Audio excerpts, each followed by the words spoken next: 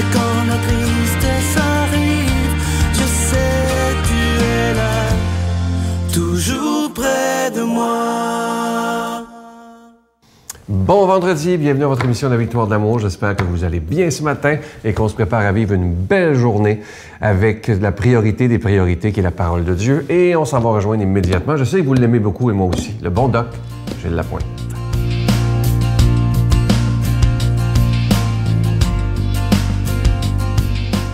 Allô tout le monde, merci d'être là. Je voudrais saluer les gens qui désirent vieillir en santé. Prévenir, c'est guérir. Si on regarde l'article à l'écran, ça fait plus de 35 ans que je parle de ça et que je parle de prévention. Oui, des examens, des tests, des prises de sang, mais la plus grande prévention, je le dis, ça dépend pas du médecin, et des hôpitaux et des infirmières et tout le monde. Non. C'est que chacun de nous, on doit se responsabiliser. Et j'en parlais il y a plus de 25 ans à la télé, à la radio, dans mes conférences, et je disais aux gens, préparez-vous, mesdames, messieurs. Préparez-vous, les petits conseils qu'on vous donne, à un moment donné, on va être obligé de les utiliser. On est justement rendu là. Alors, l'article dit, ce que vous venez de voir, l'article dit que 78% des gens de 65 ans et plus ont un diagnostic de maladies comme le diabète, maladie pulmonaire, l'hypertension artérielle, maladie cardiaque, arthrite et douleur. C'est sûr, on va dire, ouais, mais doc, l'âge puis le sexe. Puis... Non, c'est sûr que l'âge, la génétique, le sexe et l'incidence familiale, on peut pas changer ça. Mais le reste, si on peut changer ça, disons, c'est quoi le reste, doc? Mesdames, messieurs, c'est les habitudes. C'est vrai que la prévention, c'est pas les tests et les examens. La vraie prévention, on va dire, ouais, mais doc, faut prévenir. La vraie prévention, elle est basée sur quoi? C'est pour favoriser une bonne santé physique et mentale, c'est toi. Exemple. Un musicien professionnel, regardez un pianiste, un guitariste, un chanteur. Un musicien, pour être professionnel, il doit faire quoi? Pratiquer, jouer, pratiquer. Je sais, je fais de la guitare, c'est pour ça que je suis pas un grand joueur, parce que j'ai pas pratiqué beaucoup, OK? Ça va de soi. Alors, pour avoir une meilleure santé, on doit mettre en pratique quoi? Des conseils qu'on donne aux gens. C'est pas compliqué. Alors, on doit les mettre en pratique.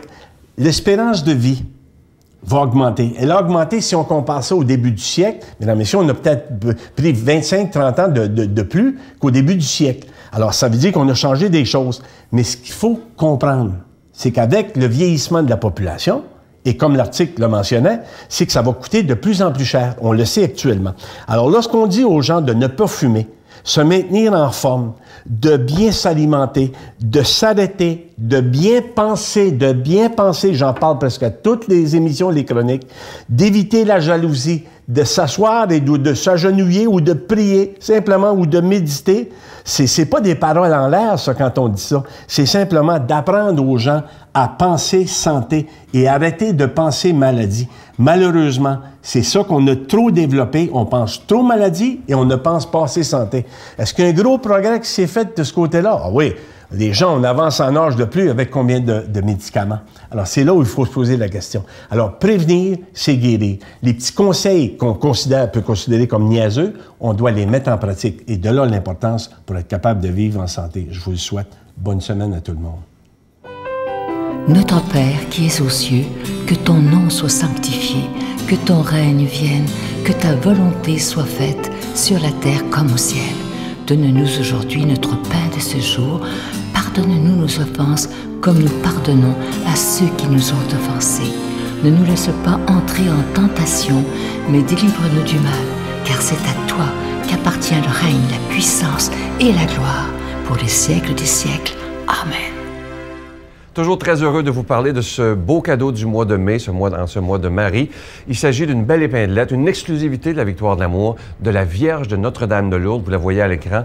Et c'est très beau parce que c'est en forme de cœur en plus. Et l'épinglette est entourée de beaux petits zircons bleus. Je vous rappelle que l'épinglette est déjà bénie et c'est avec un don de 25 $. Et si vous en voulez deux, un don de 40 $. Je vous rappelle également qu'on vous envoie un reçu pour fin d'impôt. Je vous remercie de tout cœur de votre grande générosité. Vous savez qu'il y a des gens qui se demandent pourquoi on demande de l'argent. C'est qu'on doit payer pour être à la télévision, que ce soit pour la production et la diffusion. Mais ça fait maintenant plus de 20 ans qu'on est ensemble 7 jours par semaine. Je vous donne l'adresse. La Victoire de l'amour, casier postal 120, succursale Boucherville à Boucherville, le J4B 5E6, je vous la redonne. La Victoire de l'amour, casier postal 120, succursale Boucherville à Boucherville, le J4B 5E6. Également par téléphone, par carte de crédit du lundi au vendredi de 8h30 à 16h30 dans le 514-523-4433, 523-4433 ou sans frais, le 1-888-811-9291, 1-888-811-9291 et aussi sur notre site Internet, le www.lavictoiredelamour.org. Merci de tout cœur de votre prière soutenue. Ça, c'est vraiment une chose extrêmement importante. Et aussi, merci de votre aide financière afin qu'on puisse continuer d'annoncer la parole de Dieu par tous les moyens modernes. Et je vous rappelle que mon CD « Laissons Dieu être Dieu » sera disponible pendant toute l'année 2015. Merci de votre grande générosité.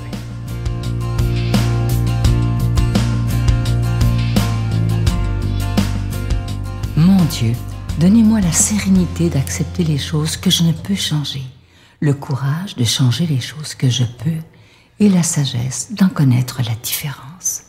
Amen. Je suis toujours tellement heureux de présenter cet homme. C'est un grand ami à moi. On ne se voit pas souvent, mais lorsqu'on se voit, c'est tellement agréable. On l'appelle tendrement Monseigneur des Autres de Paris, Monseigneur Jacques Gaillot.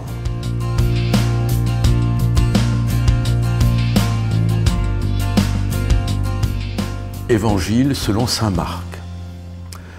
Après son arrivée au milieu des acclamations, Jésus entra à Jérusalem dans le temple. Il inspecta du regard toutes choses. Et comme c'était déjà le soir, il sortit avec les 12 pour aller à Béthanie. Le lendemain, quand ils quittèrent Béthanie, il eut faim. Voyant de loin un figuier qui avait des feuilles, il alla voir s'il y trouverait quelque chose. Mais en s'approchant, il ne trouva que des feuilles, car ce n'était pas la saison des figues. Alors il dit au figuier que jamais plus personne ne mange de tes fruits. Et ses disciples écoutaient. Ils arrivèrent à Jérusalem. Alors Jésus entra dans le temple, se mit à expulser ceux qui vendaient et ceux qui achetaient dans le temple. Il renversa les comptoirs des changeurs et les sièges des marchands de colombes. Et il ne laissait personne traverser le temple en portant quoi que ce soit. Il enseignait, il déclarait aux gens, « L'Écriture ne dit-elle pas, ma maison s'appellera maison de prière pour toutes les nations ? Or vous en avez fait une caverne de bandits. » Les chefs des prêtres et les scribes apprirent la chose et ils cherchaient comment le faire mourir. En effet, ils avaient peur de lui, car toute la foule était frappée par son enseignement.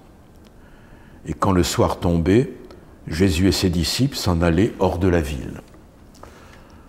Le lendemain matin, en passant, ils virent le figuier qui était desséché jusqu'aux racines. Pierre, se rappelant ce qui s'était passé, dit à Jésus, « Rabbi, regarde, le figuier que tu as maudit est desséché. » Alors Jésus leur déclare, « Ayez foi en Dieu. Amen, je vous le dis, tout homme qui dira à cette montagne, « Enlève-toi de là et va te jeter dans la mer », s'il ne doute pas dans son cœur, mais croit que ce qu'il dit va arriver, cela lui sera accordé. C'est pourquoi je vous le dis, tout ce que vous demandez dans la prière, croyez que vous l'avez déjà reçu, cela vous sera accordé. Et quand vous êtes là en train de prier, si vous avez quelque chose contre quelqu'un, pardonnez-lui, pour que votre Père qui est aux cieux vous pardonne aussi vos fautes. Ah, voilà un enseignement dense et curieux. Avez-vous remarqué que le figuier introduit l'épisode du temple et que le figuier clôture ce qui s'est passé au temple. Vous voyez ? Il y a le figuier au début, le figuier à la fin. Et que Jésus sait très bien qu'il n'y a pas de fruits sous les feuilles du figuier. Mais il nous dit, méfiez-vous des apparences. Il y a des belles feuilles, mais il n'y a rien. Ben, c'est pareil pour le temple. Vous dites, oh, c'est des belles pierres, quelle belle construction, c'est formidable. Ben, le temple sera détruit. Il n'y aura plus pierre sur pierre. Le figuier a été desséché, le temple sera détruit. Alors, vous voyez, cela nous montre l'impatience de Jésus et sa colère déjà. Sa colère que les choses ne changent pas. D'où sa colère dans le temple. Voyez.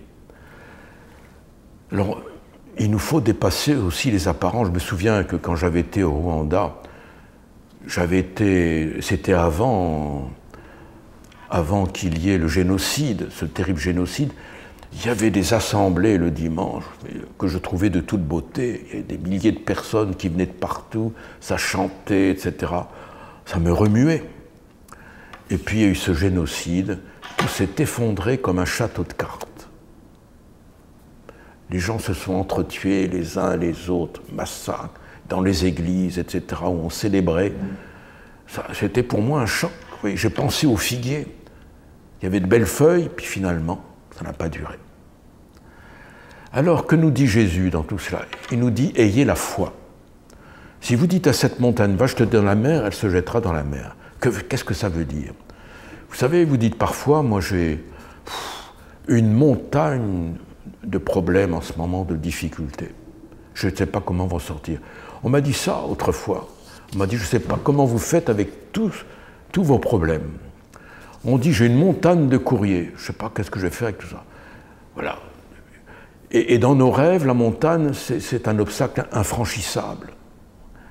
Or, la foi nous permet de dépasser cela, de prendre de la hauteur, de dire, ben oui, tous les problèmes, d'accord, ils existent, mais on peut les dépasser avec la foi en Dieu. La foi relativise en quelque sorte, puis la montagne, elle s'aplatit en quelque sorte, elle disparaît. Eh bien, ayez foi en Dieu, quels que soient vos problèmes, vos difficultés, tout ce que vous avez. Méfiez-vous des apparences. C'est par la foi que vous donnerez des fruits en toute saison et à tout âge, des fruits que le Seigneur veut que vous portiez. Alors je vous bénis de tout mon cœur, vous et vos familles, pour que vous portiez du fruit, au nom du Père et du Fils et du Saint-Esprit. Amen. Je vous salue Marie, pleine de grâce. Le Seigneur est avec vous. Vous êtes bénie entre toutes les femmes, et Jésus, le fruit de vos entrailles, est béni. Sainte Marie, Mère de Dieu, priez pour nous pauvres pécheurs, maintenant et à l'heure de notre mort. Amen.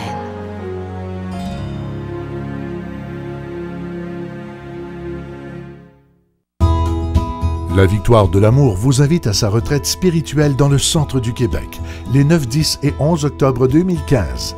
Sous le thème « Dieu est miséricorde, il espère et pardonne », venez vivre des moments de ressourcement inoubliables en compagnie de l'abbé Robert Jolicoeur, Sœur Angèle, Sylvain Charon, Miguel Padilla et un spectacle de l'unique Robert Lebel à l'hôtel et suite Le Dauphin à Drummondville. Réservez rapidement à notre bureau au 514-523-4433 ou sans frais au 1-888-811-92-91. Venez vivre une fin de semaine exceptionnelle, remplie d'amour, de paix et de joie.